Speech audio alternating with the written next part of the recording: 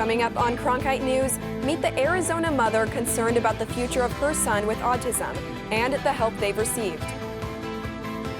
Plus, a proposed bill that could help families and keep foster children with their relatives. And later, NFL owners have gathered in Phoenix, and a big question still surrounds the Cardinals as they prepare for the season under new coaching staff.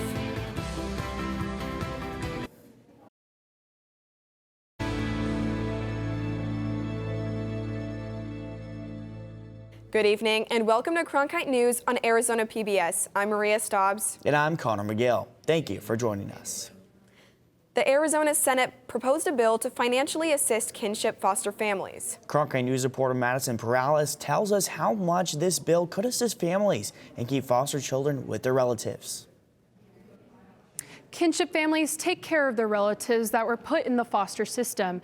The decision to care for a child is a big one that comes with a lot of financial burden. Senate Bill 1544 aims to help alleviate some of the financial stresses. The government stipend for kinship families was $300 per month per child. Now it could increase to $600 per month per child. Senator Alston, the primary sponsor of the bill, is confident it will get passed. The vast majority do care about children's welfare, and we want the best outcomes for all of our kids. And so I think that that's why the bipartisan work has been in the past and hopefully will continue into the future.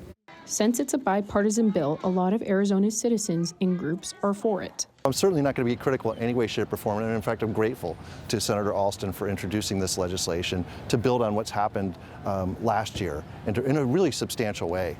While the proposal hits on major points, some people think it could go a step further. The one thing that it does lack is support for folks before they get to the DCS system.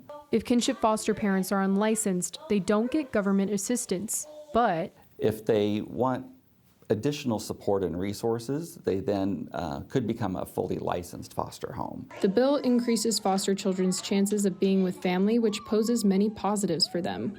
Studies do show that the outcomes for children who are in kinship care tend to be better. It also helps keep that long-term connection and support for a lot of those kids. The bill was passed through the Senate and is currently at the House of Representatives, waiting to be scheduled for the majority caucus vote.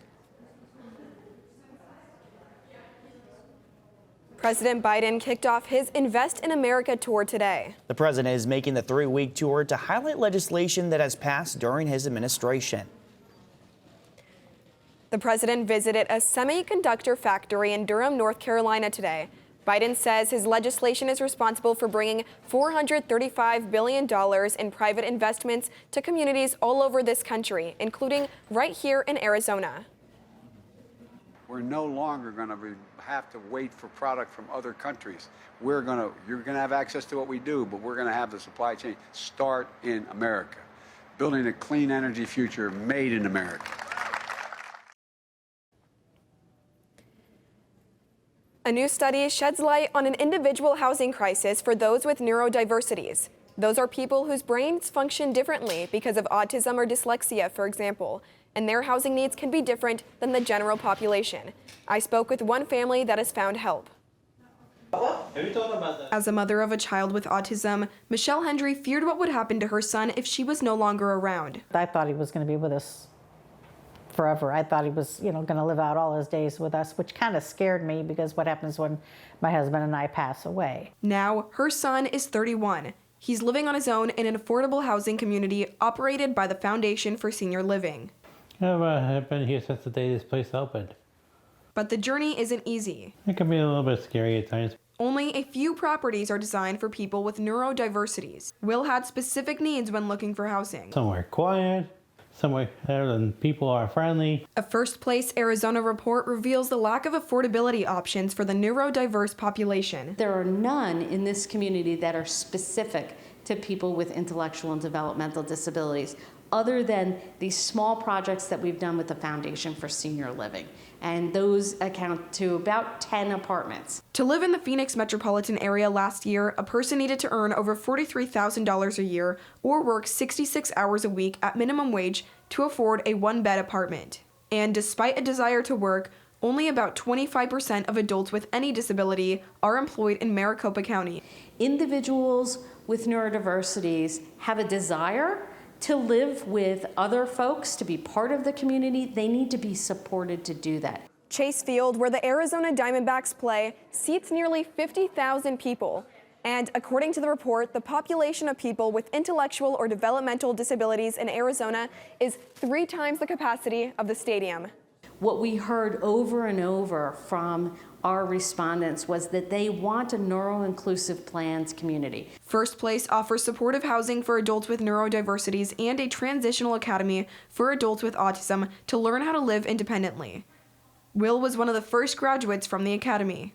They taught cooking, they taught personal hygiene, cleanliness in the house. It was a 2-year program. It was quite intense. First Place ensures housing options are as bountiful for people with neurodiversities. They also teach you various things about the community and about how to stay safe. Will's mom hopes to see more facilities and apartment complexes like Will's built specifically for people on the spectrum. It's becoming more and more common for people to be on this spectrum. We're going to need more housing. And if the people are, if the autistic people are treated well, they're going to be contributing members of society. We're not going to lock them away in an institution. They can help out. Casey said that First Place has seen over 90% of those who previously did not live on their own are now employed, engaged in the community, and living independently. Arizona has the 9th largest homelessness population in the entire country.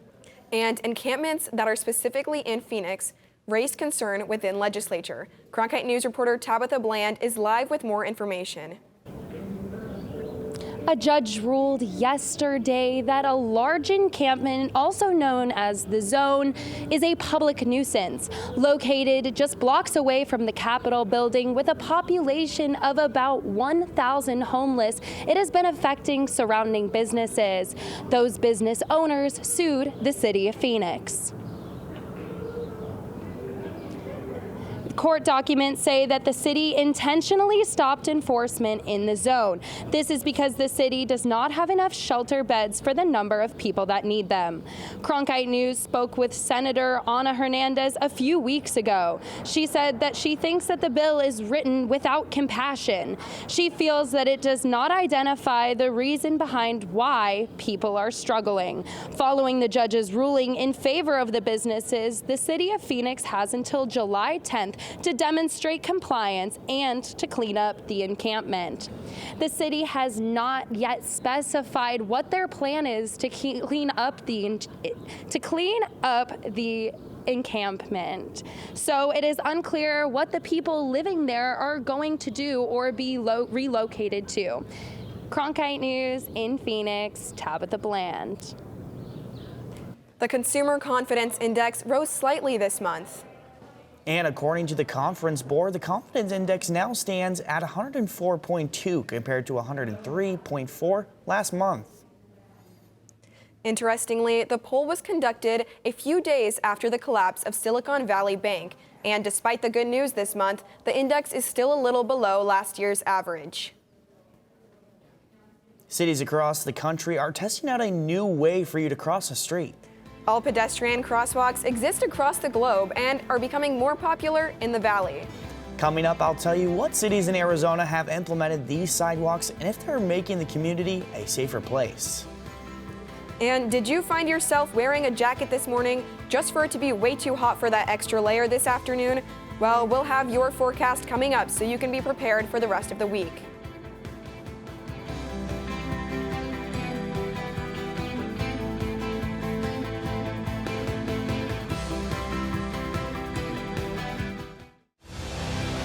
Now streaming on the PBS app, the definitive collection of documentaries from award-winning filmmaker Ken Burns. Hemingway, the man, is much more interesting than the myth. It is a story that Americans have to reckon with. He's got my job, I'm the town. Discover over 40 groundbreaking films that bring our history to life. Stream the Ken Burns collection now with Passport on the PBS app.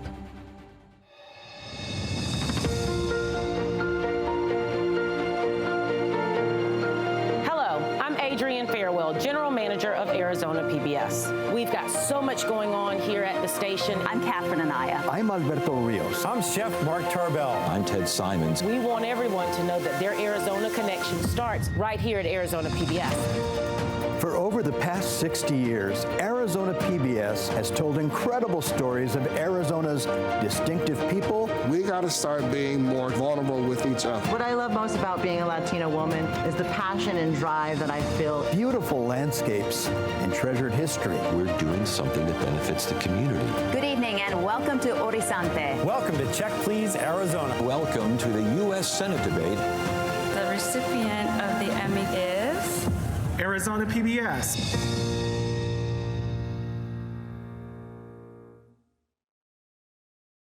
The Walter Cronkite School of Journalism and Mass Communication's Phoenix Sports Bureau provides students with hands-on learning experiences and opportunities in sports journalism. From covering local high schools, colleges, and the pros, students get the opportunity to go live from our Facebook shows covering local, collegiate, and pro sports in the Valley. From digital reporting, broadcast, social media, and producing, there's opportunities for all. For more, go to cronkitenews.azpbs.org. Pedestrian deaths in the state of Arizona continue to increase each year. According to a study done by the Governor's Highway Safety Association, pedestrian deaths have increased by 1.98% since 2021. I went to Tempe to see what the city is doing to combat this issue. It may seem like a simple crosswalk, but when the lights turn red on the intersection of Mill and 5th, this crosswalk turns into a walking hub. The city of Tempe is piloting an all-pedestrian crosswalk. City traffic engineer Kathy Hollow says this was necessary for one of the busiest crosswalks in the city. It's small enough that we can implement it without putting too much, taking too much time from all the other movements. And again, as I said, it's part of the refresh for downtown, so it just kind of made sense. The first all-pedestrian crosswalk was implemented in Denver, Colorado in 1951. The way it works is all cars stop at the intersection and no right or left turns are permitted when pedestrians are crossing. All the movements are separated, so you have the north-south traffic going on Mill, you have the east-west traffic going on 5th Street, and then those are all red and the pedestrians get to go. The crosswalk pilot has caught the attention of those who have come across it. When the lights turn red, pedestrians can cross in any direction, even diagonally. I think it's kind of cool because it's more efficient. You're not having to go from one side to the other and then wait and then go to the other side. You could just go diagonally, which is kind of cool. I think it's a cool concept. However, I think there is going to be some issues with like traffic and also potential accidents because people drive crazy around here. But it's definitely interesting and cool. Tempe is not the only city in the country testing and implementing this method of crossing. The city of Riverside, California, has had these crossings for 6 years, and according to the city, they're working. Particular kinds of crossings have worked out well. They're very clearly marked, and they really do put the pedestrian at the center of the intersection where they're visible. And it also requires us to make changes to the traffic signal timing that makes motorists a little bit more mindful of pedestrians that are crossing. The Tempe all-pedestrian crosswalk pilot ends this week, and the city of Tempe asks those that do make the visit out to fill out a feedback survey online at tempe.gov/form. Now, for those who are out and about, you might notice warmer temperatures. Alex Ailey is in the Cronkite News Weather Center with your forecast. How's it looking out there, Alex? Taking a look at those temperatures from this time last year, we were seeing the weather in the 80 and 90 degree temperatures. This year, it's in the lower 70s. Hopefully the weather continues to get warmer, bringing us into tonight. We are seeing 77 degrees at 6 p.m. Temperatures are slowly cooling down as we move into 10 p.m. 66 degrees, but we are seeing those beautiful clear skies. But with that warmer weather, definitely comes a higher pollen count in the air. It's looking like it's going to be in the highs from today through Thursday. So I hope your allergies aren't acting up as bad as mine are right now. Moving into those low temperatures, staying on the milder side for Phoenix, it's going to be 52 degrees. Looking up at the northern part of the state, Grand Canyon and Flagstaff, it is below freezing over there, but moving into the western side, 57 degrees in Lake Havasu. the day will slowly warm up. Don't even worry, 82 degrees in Phoenix. Beautiful weather that we have been waiting for. It's going to be 51 in Flagstaff. So if you are on your ski vacation right now, it is the perfect time to be on the mountain. And 77 degrees in Lake Havasu. Also the perfect time to be laying out by the lake right now. I know I wish I could be. And looking at that 8-day forecast, again, beautiful, sunny, 82 tomorrow. Thursday, we are seeing a little bit of a jump, cloudier skies. It's going to be 62, but don't worry because this weekend, it is warming up. 70 and 80 degree temperatures moving into the beginning of next week. Monday, 81 degrees. Tuesday through Wednesday, it's going to be in the 70 and 80 degree temperatures. Again, beautiful, what we've been waiting for. From the Cronkite Weather Center, I'm Alex Ailey. Arizona's dry climate makes the state prone to wildfires. Every year, wildfires burn acres of land, natural resources, and numerous properties. And it's Southwest Wildfire Awareness Week. The message this year is preparing together. This initiative by the Department of Forestry and Fire Management aims to reach Arizonans before the state is most at risk for fires. In order to do this, the DFFM is increasing their social media messaging, PSAs, and outreach events. Since temperatures are already on the rise in Arizona, the DFFM is asking people to clear away trash and debris from around their houses and closely monitor their bonfires this summer. I'm Nick Hogan. Coming up after the break, I'll have your Cronkite Sports Reports. Bobby Hurley discusses his contract extension and rooting his brother on in this weekend's Final Four.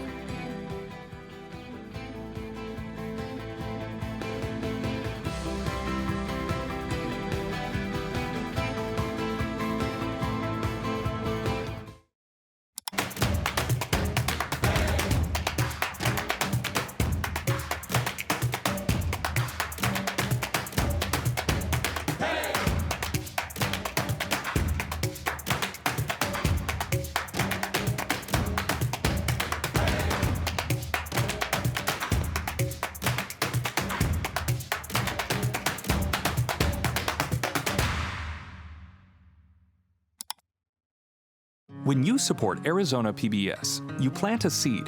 Seeds that provide educational outreach in our community.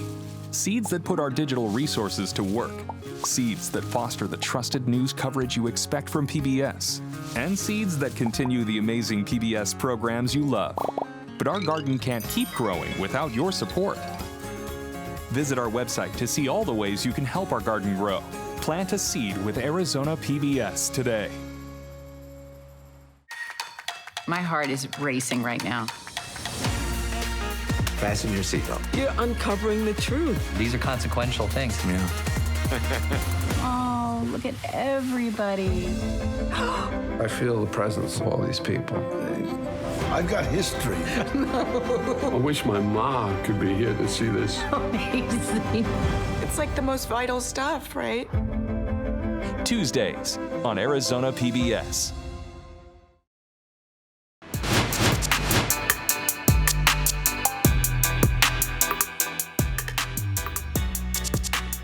Welcome to the Cronkite Sports Report. I'm Nick Hogan.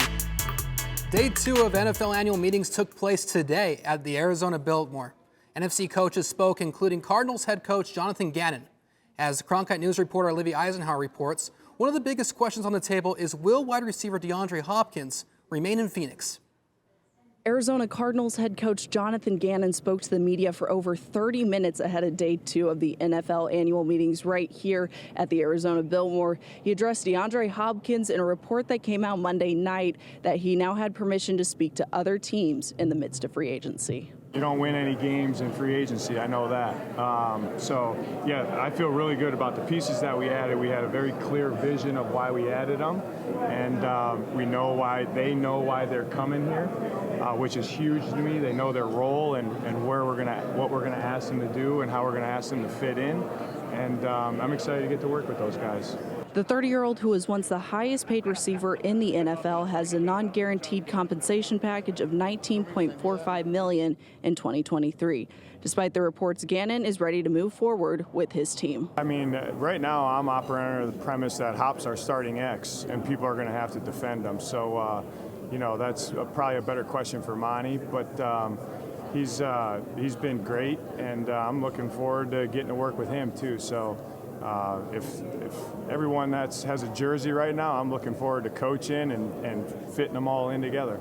Coming up next for the Cardinals, April 11th is when strength and conditioning for the offseason begins. April 27th is, of course, the NFL draft out of Kansas City.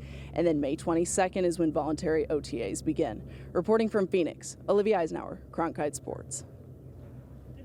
ASU men's basketball coach Bobby Hurley will have a rooting interest in this weekend's Final Four as his brother Dan tries to lead UConn to a national championship. Hurley spoke to the media today for the first time since signing a 2-year contract extension with ASU. And as Lindsay Zinti tells us, Hurley is happy in Tempe. Regardless of rumors about possible head coaching job opportunities on the East Coast, Arizona State head basketball coach Bobby Hurley said his commitment remains to Tempe. I still believe that this place could be exceptional. I think COVID stunted our growth, and we took a couple of steps back, and now we've taken a step forward, and I intend on keep taking steps forward here because I believe in this place, and I believe that it could be done here. With another investment made by the university in Bobby Hurley, questions about a Desert Financial Arena renovation loom. And I think we've created, outside of Arizona, the best Pac-12 environment in terms of support, crowd support. And again, the school's been through a lot with COVID and the limitations of the finances. It impacts, our university. So when that would be addressed, I mean, I would be certainly in favor of it. I think, but when that timeline is in play, then it's in play. But it's not going to stop me from doing what I need to do. I look at my brother as an example, and again, he has done such an amazing job with building that team and the program there, and he had trouble winning the first round game for a couple of years, and now he's in the Final Four. Hurley's brother Dan, head coach of the UConn Huskies, looks to take his team to an NCAA championship with a win on Saturday, and we know Bobby will be cheering him on. In Tempe, Lindsay Zinti, Cronkite Sports. The Diamondbacks finished their spring training season today. The team's focus is now on opening day as they take on the Los Angeles Dodgers at Dodger Stadium on Thursday. Manager Torey Lovello knows how important it is to start the season off strong. We want to hit the ground running. We want to be ready for opening day emotionally and fundamentally. I think this team is hungry. I think this team is taking a long walk to get to this point. And we're in a good spot. Getting off to a good start is always important. You don't want to start digging yourself out of a hole too early. So we'll be ready on opening day for sure. That's it for your Cronkite Sports Report. Let's send it back to Maria and Connor. This monstrous meatball is truly one of a kind. It's lab-grown and prehistoric. A cultured meat company combined mammoth DNA with lab-grown meat to create this groundbreaking entree. The question we're all thinking, will this become a new mainstream menu item? After the break, the story behind this meatball's creation and why this cultured meat company took on the challenge to make it.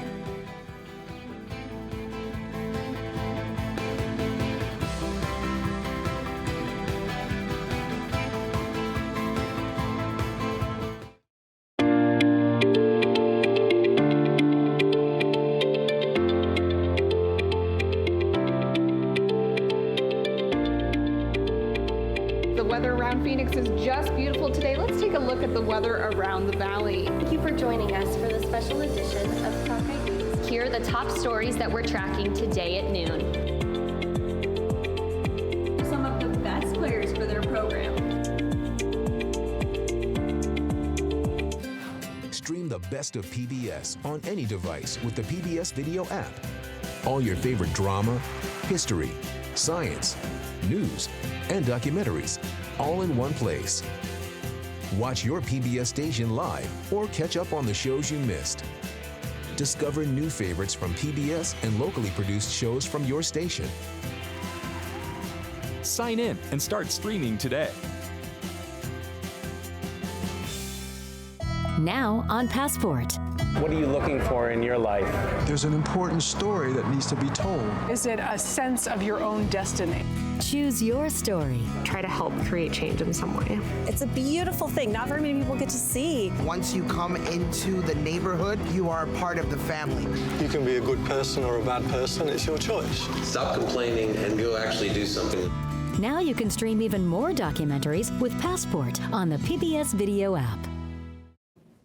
Cultured meat, also known as lab-grown meat, is nothing new.